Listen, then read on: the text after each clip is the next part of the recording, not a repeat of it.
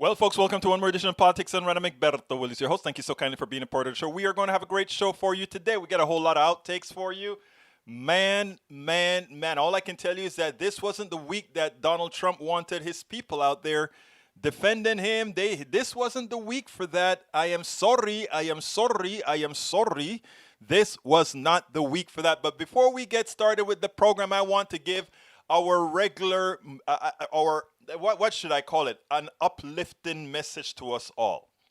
And that is for all of you who believe that Donald Trump should not win the election, that it is existential that he loses to ensure that, yes, there's a YouTube stream and it's on right now. I'm taking a look at it that says live right now. So, yes, there's a YouTube stream on today as well. And I'm looking at it now, and I think it says live. So please go ahead and check it out again. The link for the YouTube stream is also at the top. I don't think I forgot to post it. I think it's posted fine. Anyhow, let me know if you're still having problems finding it. Anyhow, folks, a lot of people know that it is existential. We have the climate. You know, Donald Trump has come in and messed up a whole lot of stuff, took us out of the climate control stuff and all these other issues that have to get taken care of, and it has to be mitigated. We have to get that fixed. And another 4 years of Donald Trump will probably be problematic. It probably would do material harm, not just to our nation, but to them all. But I don't think there's much for us to worry about. And what I really want to say is, I want you all. Michael, did I put a wrong link somewhere? I need to know that so I can correct it if necessary. This is what I want everybody to understand, because Democrats, progressives, and thinking Republicans are going crazy. They're scared. They're thinking, oh, the polls are going to close. This guy's going to win. I want to tell everybody that you should stop worrying. Worrying does not solve the problem. The only thing that solves the problem is all of us doing our job. And that means not only speaking to those people who agree with us that we need to get Dr. Trump out of there, but we also must speak to those people in our families. And I have a special message from my white brothers and sisters. And please listen to this in the tonality that I'm saying here, because this is something that I need to ask of you to do. Right now, Democrats in general have not won the white vote in a very, very long time. And the reason why is there has when Nixon came with the I don't remember what it's called, that thing where the Southern strategy. The idea was to create a permanent split between white Americans and everybody else. Okay? That is what they wanted to do. And they've been marginally successful. Well, actually, they have been successful in that Democrats have since to win the white vote. And it isn't that Democrats don't stand for the things that all Americans stand for, but what they have been successfully able to do is create this separation among people, and a separation that really isn't there. They made too many believe that we are out to take something that is your birthright. And that is so far from the truth, right? But it has been synced into the memories of too many white Americans. Nobody wants to do that. And by the way, folks, if you're just joining us, I ask you so kindly, I beg thee so kindly to please share our program so that others can kind of get the messages that we're talking about. So, I mean, that is what they've been successful in doing, right? So, of course, there are a whole lot of white Americans that don't fall for the crap. They don't fall for it. But there are enough, what do you call those things? There are enough incidentals that these guys can actually use to convince some that, you know, you're at a disadvantage, that these people are taking away your birthright, that these others are taking away things that, you know, that is rightfully yours. And in doing so, we have this sort of a dichotomy. Buenos Buenas, Demetrio G. Let me tell you what concerns me here and why I tell you I have a big special favor to ask of my white brothers and sisters. And it goes like this. Uh, Black folk in general, 80, 90% of them are going to vote their interest in voting the Democratic ticket because it supports policies that they support. Latinos, to a smaller effect, are going to do the same thing. They're going to support the policy, they're going to support the candidates who support middle class centric policies. Okay? But there's a sect in the white community that only you can reach. And you won't reach all of them because, again, when I speak to that sect of the community, it's so much more effort to get across first them seeing who somebody like me is, my hue, etc., which presents a problem in communication that you don't have to overcome, but that you can. So what I ask you to do is, even in as much as your mother, your granny, your aunt, your uncle, and all these others, you may just know they're Trump supporting loyalists that will never leave. Like I speak about in my book, find the spike that the virus can tack onto. And only you can figure that out in your conversations with them. Find that point that the two of you are going to have that common ground that gives you the entry without, the entry to tell that person something they normally would not have listened to, and then go in for the infection. And this is a benign infection, of course. Bring it home to them. And again, it's not going to work for everybody, but it's going to work with enough. I think it can work with enough white Americans that Democrats, for once again, win the entire slate of white Americans as well. Because the policies that we are coming to support are the policies that all Americans want. But again, I could do it, but there's so many walls that have to come down first, because they have to get over all the misconceptions that they have of somebody in my skin. They have to get over all the misconception that they have, sons that they have of somebody in my culture, all that kind of stuff. And with 5 weeks or with 50 days left with the election, we don't have a lot of time to do that. So again, I'm saying, folks, it is incumbent on my white brothers and sisters who understands the concepts of what progressive values mean to go ahead and not back up from talking to your white family, your white aunt, your white uncle, your white friends, not to confront them, but to break bread with them and get into that spot where they start to listen to you. And, I work with the Coffee Party, I work with the Bridge Alliance, I work with a lot of these other places that do that very well. And I'm saying you can too. Anyhow, what is the program going to be about today? We are going to have a great program. Today I was scheduled to put on Jalip, I forgot his name now, but the president of Demos. I interviewed the president of Demos, and he was supposed to be on today. But because of the length of the program today, I couldn't fit his interview into today. So I'll try to play him tomorrow or Wednesday. It's going to be a good interview. I think it's going to be an uplifting interview. I think you guys are going to love that particular interview. So hang with me, folks. If you're just joining me, please do remember to go ahead and share these programs. We need it so badly. Okay, what is the program today? Title of the program, título del programa hoy es, title of the program today is, and let me put that on the screen. I like to show you guys what we're doing. Cable news derailed Trump spokespersons. Taiwan has the proper COVID-19 response. Trump spokespersons, they got a rude awakening this weekend. I mean, it started on Saturday, but it continued on Sunday. And I didn't see too many of them on today. Anyhow, and the reason why is the truth is coming out, and the journalists are starting to see that they are the fourth estate, and it is their responsibility to actually inform. In fact, the reason we have so many Trump supporters, I do not blame the Trump supporters at all.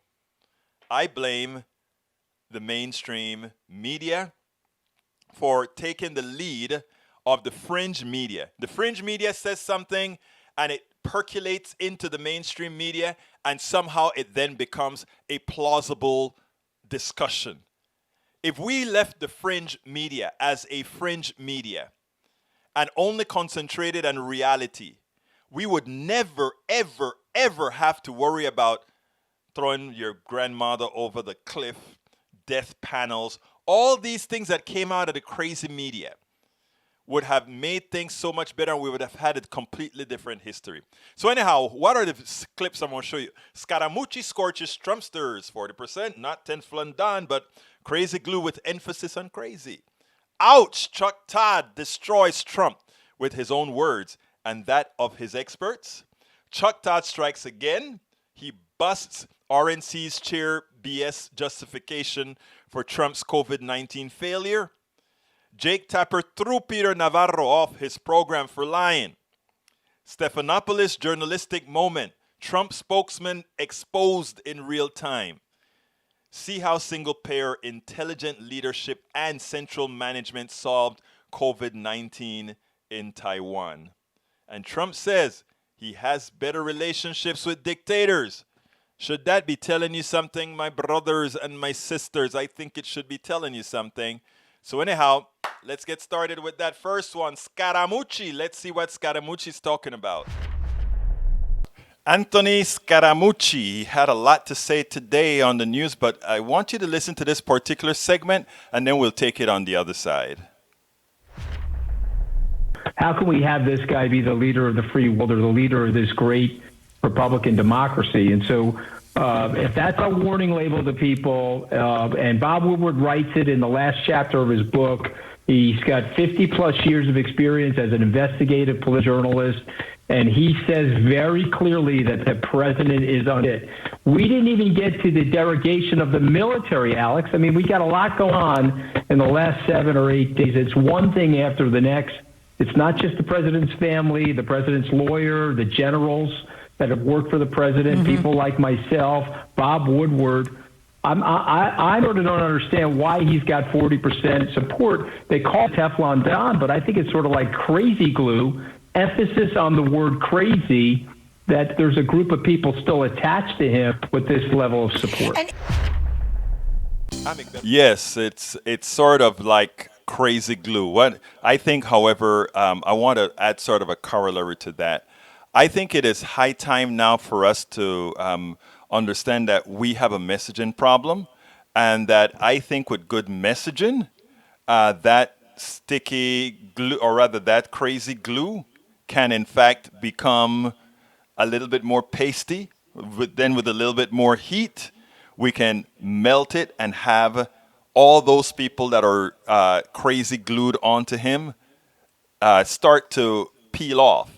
Here's the thing, they need a place to land. They really need a place to land. And I think it is time for us to be more strategic in pulling those people off and making sure they have, in fact, a place to land, making sure that they can do so with a little bit of dignity. I'm Egberto Willies, host of Politics Done Right, an independent news program. Oops! I went a little further than normal, but anyhow, here's the thing. So we can actually get somewhere. I mean, we can actually get somewhere, and that's what I'm proving now. What a lot of people are saying is, don't waste your time trying to convince people. We have to work on our base, and that's true. We have to get our people out to vote, our base, meaning the people who we know right up front share these values. But I'm gonna tell you a little secret, okay? The reason why a lot of folks don't, just say work on your base is that they miss one important thing. The one important thing that they miss is that if you take a look at people who vote, let me give an example. If I have 10 people that normally don't vote, but if they vote, they would vote in their right, in their interest, my interest, etc. I may get 2 or 3 of them to go vote. I'm telling from experience that it's so hard to get non-voters to vote unless something very material starts to happen to them. But if I can spend some time on half the time on somebody who always votes, even if they don't vote like me, but I figure that there is an inkling that they want something new, right?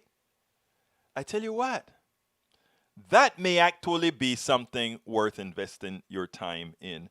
Again, it's strategic. It is something you have to do on your own. It's something you have to decide how much convincing you want to, how much time you want to convince, and the price analysis. What do you call that? The ratio, the outcome to performance ratio, all that kind of stuff. You have to figure out if that's going to work for you. So, but I think we all have to think about working that way about that. Okay, the next clip here is, well, I'll just go ahead and play it. I bring it up in the next clip, so it should be fine. Well, one more time, Donald Trump gets hit pretty hard. And this time, surprisingly harder than normal from Chuck Todd. I want you to listen to this, and let's take it on the other side. At the very moment President Trump hoped to go on offense against Joe Biden, he found himself playing defense again. There was the continuing fallout from the Atlantic magazine story in which he was reported to have called Americans who died in war losers and suckers. Bigger still was Bob Woodward's latest book, Rage, and the audio tapes that went with it. We learned that Mr. Trump knew in late January just how deadly the coronavirus was, that it was airborne, knew it was far worse than the flu, but chose to mislead the public for months to avoid panic, so the president claims. Not surprisingly, some conservatives, but not many elected ones, defended the president for remaining calm, saying, "You don't yell fire in a crowded movie theater." It's true, but you do if the theater is actually on fire. This whack job that wrote the book, he said, well, Trump knew a little bit. They wanted me to come out and scream, people are dying, we're dying. We have to be calm. President Trump doing damage control, defending his choice to mislead the public and knowingly play down the coronavirus for months, at the same time acknowledging its seriousness to Bob Woodward in private. You just breathe the air, and that's how it's passed. It's also more deadly than your strenuous flus. This is deadly stuff. But publicly, We're finding very little problem.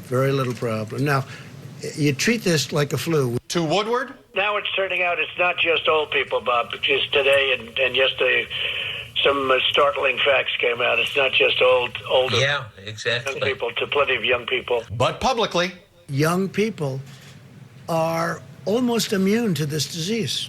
The younger, the better. the president admitted to Woodward he intentionally minimized the danger. The vast majority of Americans, the risk is very, very low. I wanted to always play it down. I still like playing it down Yes, because I don't want to create a panic. Why did you lie to the American people, and why should we trust what you have to say That's now? a terrible question, and the phraseology, I didn't lie.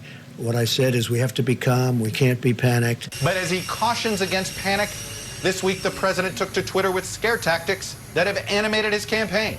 If I don't win, America's suburbs will be overrun with low-income projects, anarchists, agitators, looters. No city, town, or suburb will be safe.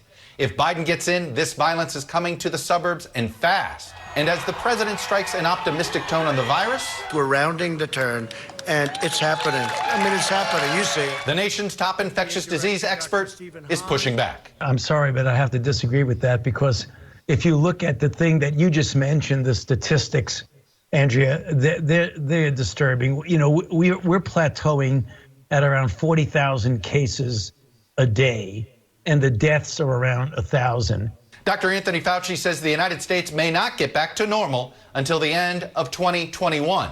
There were times when I was out there telling the American public how difficult this is, how we're having a really serious problem. You know, and the president was saying it's something that's going to disappear, which obviously is not the case. When you downplay something that is really a threat, that's not a good thing. Now, that was an excellent piece putting out what the president did wrong. That was an excellent piece showing that the president is a liar. That's an excellent piece showing that the president cannot be trusted. There's one thing that's missing from that piece, and that is the president killed or caused the death of likely over 150,000 Americans because by misleading them, by lying to them about the infectiousness about this disease, by lying to them about who gets this disease, by lying to them about how hard this disease is on the body, it made a whole lot of people take their guards down. By not enforcing or trying to challenge all governors to put masks on people's face after him knowing that this disease was airborne, it also caused the deaths of many. The thing about it here is this: it is okay to say the president is a liar. It is okay to say all these issues. We must connect the dots. And the dot says Donald Trump caused the deaths of thousands, tens of thousands of Americans. And for that, he not only should not be reelected, but he should be thrown in jail for voluntary manslaughter. And, I think that goes without saying, right? Voluntary manslaughter. In other words, you knowingly cause the death of somebody based on your actions, right? I wrote an article for Daily Kos a few months ago, and that is what I titled it. I titled it that it is time for politicians to start getting arrested for voluntary manslaughter. And Tom Hartman picked up the article, and I'm listening to Tom Hartman's show one afternoon, and I hear, I ran across this article on Daily Kos, and I love this article. It was titled. And I'm like, that sounds like my title. Then he said, by Egberto. And I think that, I had already known Tom Hartman then. I had interviewed him a couple of times before that. But he just picked up the article. I was like, okay, cool. If Tom, the bastion of liberal radio, picked up my stuff, I can't argue about that. All right, let me go ahead and I kind of acknowledge my wonderful people that are here right now, since we're at about 24. Bridge MCP, how you doing, my friend? So you listened to the interview, Bridge. Thank you very much for listening to that interview. I'll play that on a day that I don't have a lot of material out here. So think about a 23-minute interview from the Bridge Alliance. Thank you for listening to that interview. Michael Rudnin, welcome aboard. AVQ, Paulette Stanzel, welcome aboard. Norman Reynolds, welcome aboard. Norman, saw your ride today, man. Man, I almost killed myself today. I am so tired you did not imagine. Tomorrow, I think I got to take it easier. Let's see who else is here. Tank 28, my right-wing brother. Hey, I'm going to be talking to you, Tank, because you're going to be voting progressive pretty soon, brother. Love you, man. Let's see. Lee Grant. Lee Grant is here. Another one of my good conservative guys. Love you guys. Let's see, Tank 28, I got you, Tank. I'm not going to call you out again. Dimitri OG, mi hermano, ¿cómo estás, señor? Gracias por estar aquí. Let's see, who else is here? Who else is here? I saw some other names. Christine Park, welcome aboard. And I don't see, if I missed you, just go ahead and drop me another line, and we'll go ahead and do it. For those of you who are just coming with us, folks, we have started accepting, or actually what it is that YouTube allow us to do memberships now. So please go to YouTube. If you're listening to YouTube, just click on that join button. And if you click on that join button, you can become an official member of our, you know what? I need to give our posse a name. Let's do this, folks. I need your help. I want to create a posse name for all of us that come out here almost every day to listen to Politics Done Right. So why don't you give me some names that I can call our posse? We're going to have a posse. Give me a name. Hey, Roberto Luis. Hola, hermano. Hey, Roberto, I just was looking at my phone and I saw your workout. Man, you're killing it. Folks, here's the deal. Please give our posse a name. And either throw it into the feed or drop me a line at info@politicsdoneright.com and say, okay, let's create a group called, and it's going to be our posse, and where we can shoot the bull. And also when we do our Zooms. I'm gonna have some Zooms where let's come on and do some pictures and just kind of shoot the bull. So, folks, if you want to be a member, go ahead. You have a lot of ways to be members, but please go ahead and go to YouTube. YouTube, I think I have this stuff at $1.99 at YouTube just to be a YouTube member. But what we need are Patreon. So please go to politicsdoneright.com/Patreon, politicsdoneright.com/Patreon to become a patron of our show. You can support us also at PayPal by going to politicsdoneright.com/PayPal. That's politicsdoneright.com/PayPal. You can, again, here's a link. If you're not on YouTube right now, but you'd like to subscribe to our YouTube, that is a link to the YouTube right there, politicsdoneright.com/YouTube. And of course, you can shop at our store. If you notice on one of the interviews that I did there, the Politics Posse, I kind of like that. Any other names? And by the way, go to politicsdoneright.com/store. Politicsdoneright.com. Taola Wilson, get it? We are way left, but our policies are always right. You know what? Hey, Tiala, let me tell you what I think that is. I think that is we have a name on top, and that comes under it, because I like that as what do you call those things, the second title? What do you call it? The subtitle? Get it? Because here it goes. Listen to what Paula says, Tiala Wilson. Get it? We are way left, but our policies are always right, in quotation. I like that. So I like Politics Posse, and I like that subtitle. Keep on sending me stuff. Let's see what we can actually use to build on a group, on a posse. And let's try to get this stuff up and running in 2-3 weeks or so that we can have some sort of como una familia, ¿sabes? Like a family that we can meet and shoot the bull every so often. Okay, let's see. Let's continue with the clips. I have another clip here from Chuck Todd interviewing the Ronna McDaniel. Let's see. Tiala Wilson says, nice. Aiming for equality makes for righteous policy. That's a true statement. Now, you see, you're coming with a tertiary title now for me, Tiala. See what I'm saying? Tertiary title. All right, let's go ahead and listen to Chuck again, and then we'll be right back.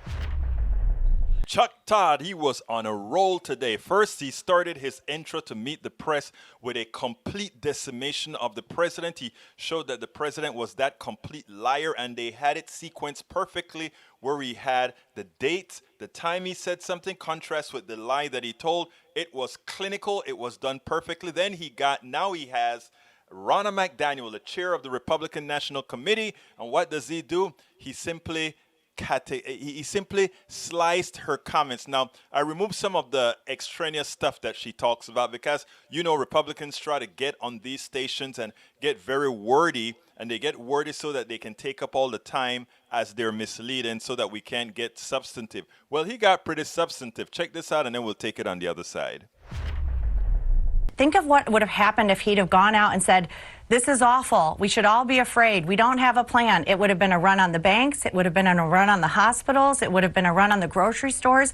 As it was already hard to get some of the things we needed in the grocery store. And I think history will look back on him well as how he handled this pandemic. The president also fought a mask mandate and sort of was discouraging for people to wear masks. He rushed and encouraged governors to open up states too quickly, causing the second rise of this. So everything you just said there, that was a few actions, but they've not been consistent. I mean, if we had had the president endorsing wearing masks earlier, there's plenty of scientific studies that would have saved lives. So the president, it's hard to accept what you just said, considering how hard he fought mask wearing. Well, I think 20/20 vision is, in hindsight, is always, perfect, right? But as a new pandemic hit our stores, as a new virus came, and to say that he should have known then what we know now, 7 months later, isn't really fair. So as the science has come forward, the president has said we should wear masks, we should do the things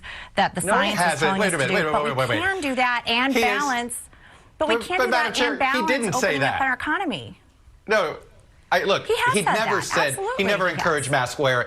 He waited months to encourage mask wearing. He defied mask wearing, and finally, he did a tweet about wearing a mask. He refused to wear it in public, and now you have a political divide in this country. Do you not see the direct correlation between the president not encouraging mask wearing and the fact that fewer Republicans wear masks than independents or Democrats. I don't think this is politically dividing at all. I wear masks. My kids wear masks. My husband wears a mask. This isn't a Republican or Democrat thing, whether you wear masks. I'm talking about the president. Is about individual freedom. And the president wears a mask too. I mean, the president has worn this and he has said this. But the reality is, it's sad that it's become political. This is a president who's willing to work with every governor, Democrat or Republican. This is an administration that has provided everything the states have needed. States are navigating this differently. The governors have autonomy over their states.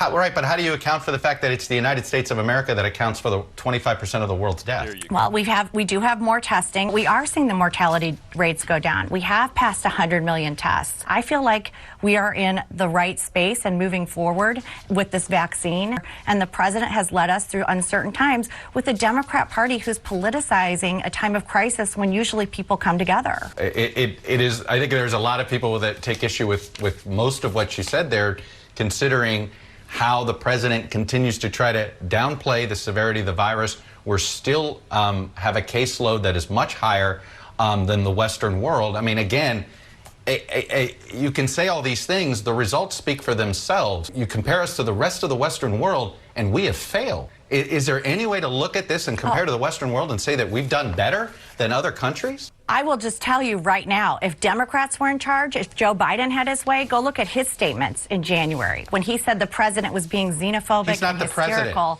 for closing the borders to China. No, where's the outrage at China? As we're hearing more and more stories come forward and research coming forward that they knew about it earlier, that they weren't transparent. What about the WHO that had one job, Chuck, one job, to warn the world about a pandemic, and they failed? You just said that the WHO didn't do enough to warn the world of a pandemic. The President of the United States has admitted that he's purposely downplaying the severity of this virus to not panic the public. So no, Chuck, both of your statements can't be true. He's trying not to panic. He said that. He said that. It's amazing, right? Maybe who didn't want to get the world in a panic? So like the president didn't want to get the world in a... It is a completely ridiculous argument. There is really, folks, only one argument that makes sense. There's only one thing that needs to be said. All Western countries, America has most of the deaths, period. Which means we as a country, in the way we implemented the solutions to COVID-19, have failed relative to the rest of the Western world. You cannot say that we were successful when others have been much more successful, when people have kept more people alive. Taiwan, 10 deaths, the entire country. Now let's get one other thing straight. You cannot claim that you were successful under these particular conditions, and there was only one person that was the president of the United States. That's Donald Trump. Don't let them give you a convoluted argument. There's only one truth. The one truth is, in America, there are near 200,000 people dead, and there will be by election time likely 300,000 people dead. And in the rest of the world, they are not seeing that. Let's not get into the weeds. State the fact. America, 200,000 deaths. The president lied about the severity of the disease. Punto y final. Don't let them spin and tell all these things. And remember, they want to bring in H1N1. That somehow somebody said that they didn't do all the things right. Well, again, H1N1, total deaths I think was 17,000 or something like that. Coronavirus, and it's still a pandemic going alive, 200,000. When they bring in a comparison in about H1N1, go ahead and accept the comparison. 200,000 dead versus a small amount of deaths. When they want to bring in Ebola as a comparison, comparing the Obama-Biden administration, always allow them to do the comparisons, because when the comparison is done, it shows competency versus incompetence. Competency versus incompetent. Embrace the discussion, but embrace the discussions on the correct terms. They have failed, and we can see the failure not in the amount of testing, but in the amount of dead Americans. Failure in the amount of dead Americans. Always remember that. Remember to frame Donald Trump's administration in dead Americans. Very, very important. Donald Trump equal dead Americans. Donald Trump equal poverty. Before I go any further, Michael Rudnin just went ahead and sent an NPR report here. NPR poll, financial pain from coronavirus pandemic, much, much worse than expected. And I was reading it as we're playing the video. Thanks for that find. That's an article dated September 9th. But here's the thing about that article. What this tells me is that we have to get off any other subject other than coronavirus and economy. Coronavirus and economy. And we have to reach these people and tell these people, you are voting for something. These people that are starving aren't voting for, what is it called? Law and order. They're not voting for law and order. They're voting for the next piece of bread and cheese. Well, I say bread and cheese in Panama. We could go buy a nickel. In my days, you could go out, buy a nickel piece of bread and a dime piece of cheese, and that's your breakfast. Then you go ahead, for the people who had issues, right? And in America, you have to go to a grocery store that is nice and put together and all. In where we're from, where Americans like to call the third world, I mean, you have all kinds of ways you have to do it to go ahead and make it. But getting serious again, what is important? What is so important is for us to frame this entire 50 days in death and economic pain, all caused by this guy, his disregard, and his policies. And once we do that, we'll be fine. Once we do that, we have got it under control. There's a video that I want to show you. I didn't prepare it at all, but I just wanted to show you sort of the evil that's within this guy. I'm going to try to play. I'm going to do something that I normally don't do here because I've never tried it, but I'm going to try it now and see if it works, if I can get that video, because I want you guys to see the evil within this guy. Because a lot of folks, you talk and you're talking, yeah, but did he really mean that? Did he really say that? Well, let me show you what he did on Amen. Let me stop this here. I want you to see this. I kind of cut it. I started cutting it out, but I wasn't complete. But I don't want to wait for tomorrow to show you this, because this is important. And if you can see it, let me know. If you don't see it, let me know as well. Let me go ahead and put that on the screen. Yeah, it looks like that'll play. It turns out that Donald Trump was in Las Vegas yesterday, or close to Las Vegas, giving one of his speeches in a room with thousands of people stuck together with no masks. And while he's being interviewed, I want you to see what it says here, and then we'll take it on the other side. I didn't process it, but here we go. I think it'll play. Here we go. Criticism of President Trump today after his weekend trip to Nevada. The president holding his first indoor rally in months just outside Las Vegas last night, attracting thousands of attendees, many of them not wearing masks. One night after people lined up shoulder to shoulder for an outdoor rally in the northern part of the state. Now, the president was openly defying state rules which prohibit gatherings in groups larger than 50 people. Nevada's governor calling the decision to hold the rallies, quote, reckless and selfish. But in a newly released interview with the Las Vegas Review-Journal, Trump says he does not feel he is risking his own health. Aren't you concerned about getting COVID, though, in a closed way? No, I'm not concerned. I'm more concerned about how close you are, to be honest. Sorry about that. Because you know why? I'm on a stage that's very far away. And so I'm not at all concerned. All right, joining me now is Nevada's Democratic Governor Steve Sisolak. Now, I want you guys to understand what just happened there. A lot of people would just look at that and say, oh, that's good old Donald Trump. That is good old Donald Trump. But understand what just happened there. There's an outtake of a room filled with his supporters, shoulder to shoulder, breathing each other's breath. Some of them probably contaminated with COVID. There it is. It's full. A reporter comes to him to interview him. She gets a little bit close to him and said, aren't you kind of concerned about getting COVID? You don't have a mask on.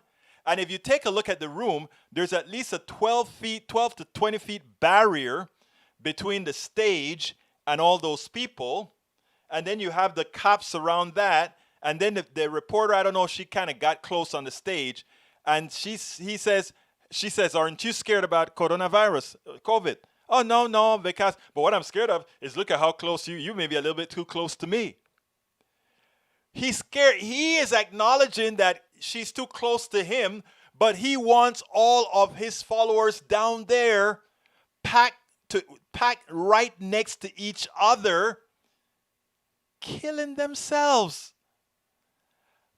Those are the images that we have to show to your and remember earlier how I started the program? That is the image that you have to show your folks. Show your people that. Show your grandmother, your grandfather, your aunt, all of those who are wanting to support this guy. Show them that while he's there to protect himself, he's always tested all the time. He makes sure to stay away from people. He gets pissed off when somebody anywhere close to him is infected. And he showed there on camera that he cares about people getting close to him, but he doesn't give a rat's you know what of those people down there supporting him who may actually get hurt, who may actually get infected. Some of them who will die. Some of them who will die. Okay, protesters, let me qualify that. First of all, Lee Grant, the protesters, this has been researched, Lee Grant, it has been researched. The protesters, most of them, I like that, the political righteous, I like that. Most of them are wearing masks, the protesters. Take a look. Please take a look at the protesters. I have videos all over. They're wearing masks, and also they're outside.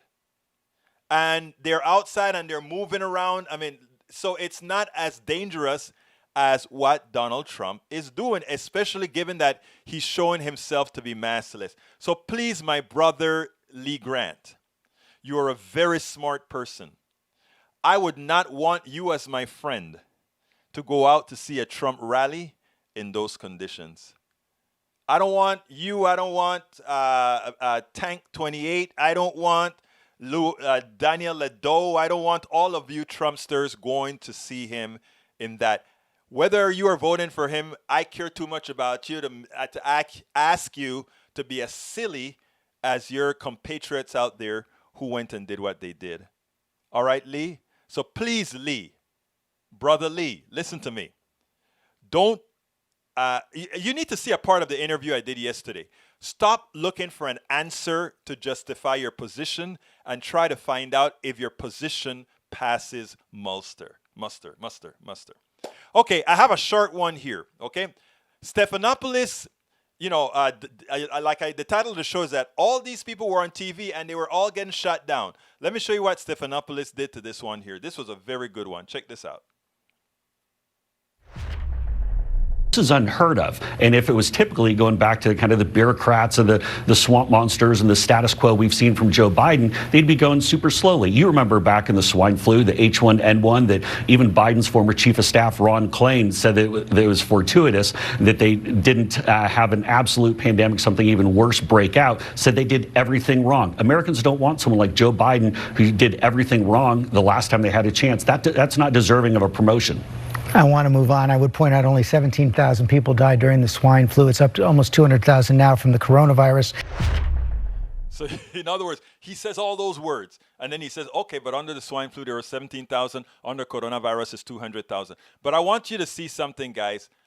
I would also have said, well, look, if failure meant 17,000 deaths and success meant 200,000 deaths, give me failure. We're somehow redefining things here. That is the narrative that they're trying to put out. The narrative they were trying to put out is that, look, we didn't even do all the things right during H1N1, and we got a break here or there. Well, Donald Trump got a lot of breaks for coronavirus, but he never took the breaks. He saw what happened in Italy. He could have mitigated what happened in Italy. So what I love is he went back and said, hey, I like what Roberto Lewis did here. The politics done right crew. And I like that. You know why I like that? For branding purposes. Hey guys, would you like to stand for that? The Politics Done Right crew. Let's all be together. The Politics Done Right crew. And then we need to start nominating folks for the Politics Done Right crew. Who's going to run the Politics Done Right crew? Nominations for who's going to run the Politics Done Right crew. Come on, nominations. Let's go. Anyhow, I have another video to show you. This one is with Jake Tapper. Look at how Jake Tapper threw Peter Navarro off of his show. This was beautiful. And like I said, they had a tough weekend. Check this out. The spokespersons, check this out. In February, nobody knew. No, nobody knew. Not the president, not you, not Nancy Pelosi, not Bill de Blasio. He knew it was deadlier than the flu, and he was lying to the American people 2 weeks later. Jake, you're cherry picking. I'm not cherry picking. But you can say, look, I think look, here it all is. of this is asked and answered, Jake. Look, here's the thing. He was not honest with the American people. You're not answering the question. You're not honest with the American people. CNN is not honest with the American people. CNN, you want to go there? I mean, I said you're not answering the question. Here's the thing. Thank you, Peter Navarro. We just played tape. You didn't answer the question. No, you can't say that. You didn't answer the question. No, you didn't. Repeatedly, Jake. You just didn't like the Peter answer. Navarro, thank you so much. Like I appreciate your time today. Thank you so much. And I would just like to remind the American people watching that the United States has less than 5% of the world's population, and the United States has more than 20% of the world's coronavirus deaths. That is a fact. It does not matter how many times he insults CNN. Jake Tapper, let me tell you something, Politics Done Right, an independent news program. Jake Tapper did what I think every single one of these cable networks should do. Every single one of those networks should kick him off. Whenever you ask a question and they lie or they don't answer, they should be kicked off of the stations. A lot of folks like Chuck Todd and these guys don't like to do that. And the reason they don't like to do that is they believe if they do that, they won't have those guests come back to their show. To which I say, that's fine. If the guest doesn't come to the show, you can create the story. And I bet they start coming to the show when you start telling the story in your words, and then they want to come and say, oh my God, we better sort of temper the story somewhat and put our side out. So no, they need, as Brother Dimitri says, grow some cojones. Hermano mío, qué palabra, qué palabra. Okay. Let's see, I got time, but I'm running out low on time here. I want to tell you guys something. Taiwan has done excellent. It's probably the country that has done the best. Taiwan and New Zealand. It's, I guess, mostly countries run by women, but this one particularly run by a man. I guess the only one that's doing well. Check this out, and then we'll take it on the other side. You're an American-trained epidemiologist, Johns Hopkins-trained epidemiologist. Were you surprised at how poorly America handled COVID-19? At the very beginning, the contagious probability had not been well recognized. That's maybe the reason why at the very beginning people ignored it, and they also didn't consider that personal hygiene and social distancing and this avoidance of large gathering is very important. Unfortunately, you took a very strong effort to lock down a city, but city lockdown is not a good way. The very careful contact tracing and very stringent quarantine of the close contact are the best way to contain this COVID-19. And I think that we always learn from this the disasters, and I think the situation in the United States is getting better and better because a lot of the general public, they know how to fight against the COVID-19 very well now. Now, your testing and tracing program has been lauded everywhere. Part of what made it succeed is you have a single payer system, so you have a single unified healthcare system, you have a health card, you have electronic information, all of it pooled centrally. Do you think that was key to being able to, detect cases and trace back to potential infections? Yes, you are totally right. We did not lock down any city, and we did not do any kind of a mass screening. Instead, we do a very stringent cross-contact tracing and tracking. And we did not do mass screening, but we do a very careful testing of all the suspects with the compatible symptom and signs. And in this way, we consider it is more efficient and also more effective. And through this way, we definitely have to combine this home quarantine. We implemented 14 days on home quarantine for those who were close contact of confirmed cases.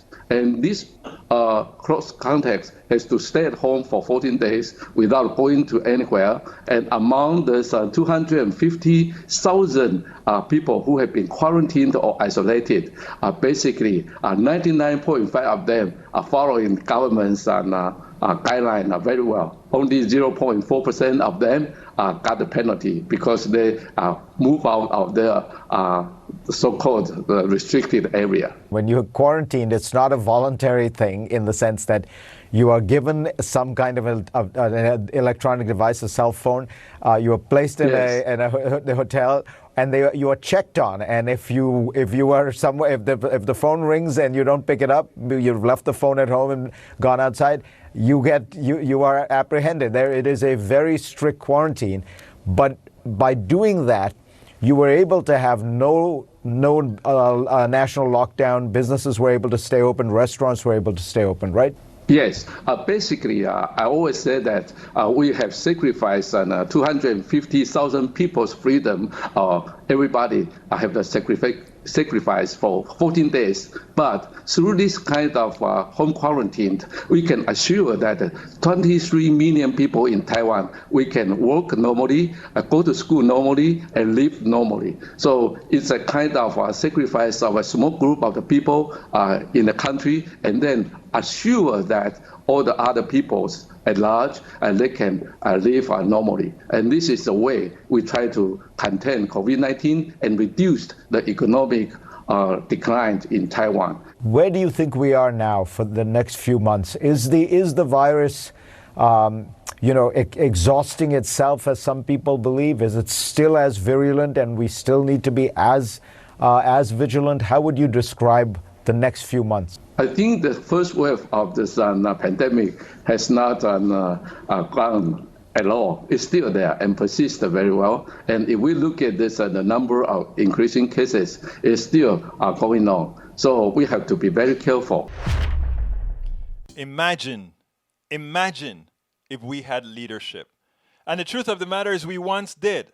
Remember, H1N1 never blew up. Ebola never blew up. Because we had leadership, and we had some under Bush as well. I don't remember what pandemic was about to flare under him. Leadership. You don't have to love the president or any of that to have good leadership, to follow the science and solve these problems. But again, you notice what they also said. Taiwan has a single-payer healthcare system. They have it centralized. And what happens then is people can go through. Now, I love Farid Zakaria. Rebuke all devils. You're so right. That was good reporting by Farid Zakaria. You know what drives me crazy?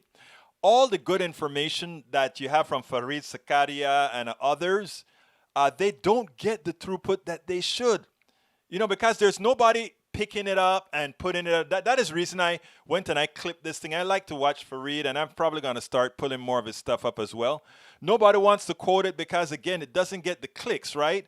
But I've got to find a way to make it get some clicks, because this is such important information that we need to start getting these. If Americans understood how single payer is working around the world and how it is saving people's lives, we would not have the problem that we have today. Number one, with coronavirus and how to mitigate it with, I want my freedom. I don't want you to tell me to wear a mask. I don't want you to tell me to do this. Look at what he said. Everybody, it's a democracy. Everybody has an equal access to sacrifice and an equal access to not sacrifice. If you get infected, you sacrifice.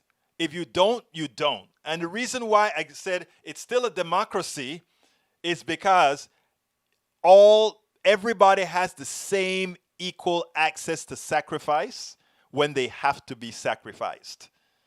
I mean, it is so simple. It is so simple. Folks, we're getting close to the end of the show. I want to remind you guys to please go out there and get my book.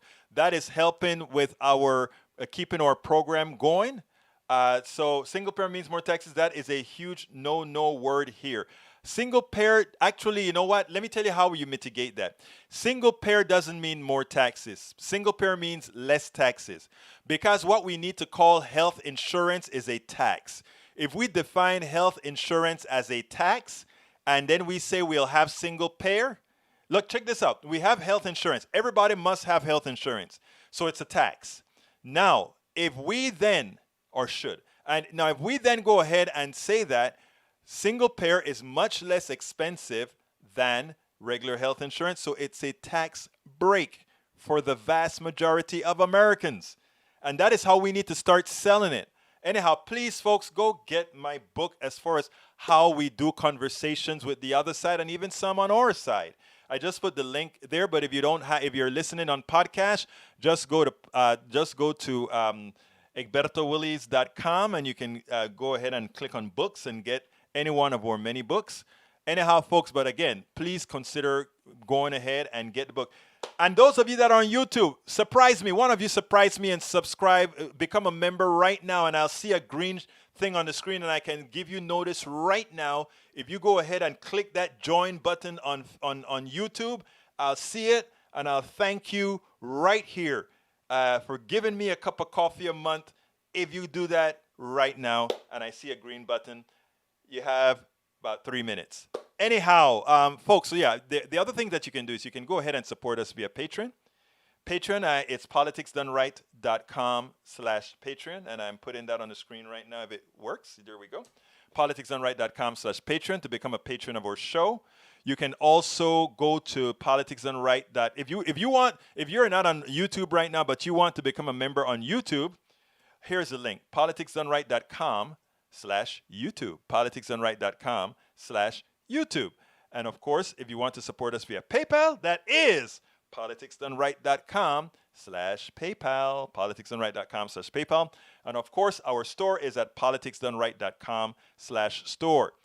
I don't know if you guys have noticed, but if you're on YouTube right now, you also see that you can see all our stuff, all our t-shirts and all of that. YouTube finally gave us a merchant rack.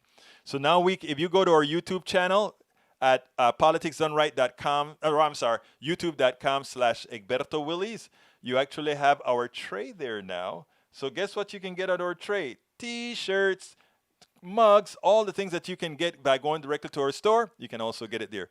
Oh, there's more. Yes, AVQ, there's more. Check it out, AVQ. There is more. All right, folks, look, thank you so kindly. Thank you so kindly for spending this time with me. I know you have choices. I really do know that you have choices.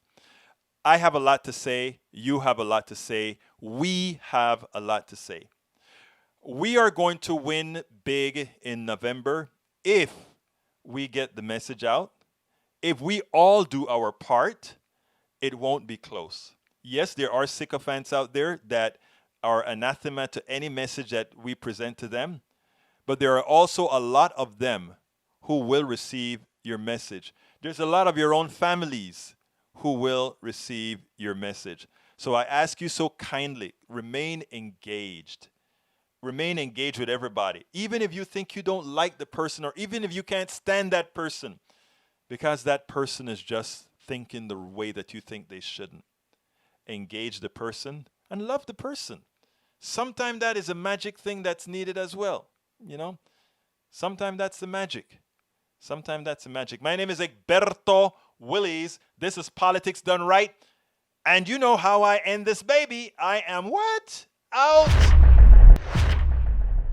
I'm Egberto Willies, host of Politics Done Right, an independent news program. I post several news videos of interest every day. I ask you so kindly to subscribe to my channel. And please leave me some comments.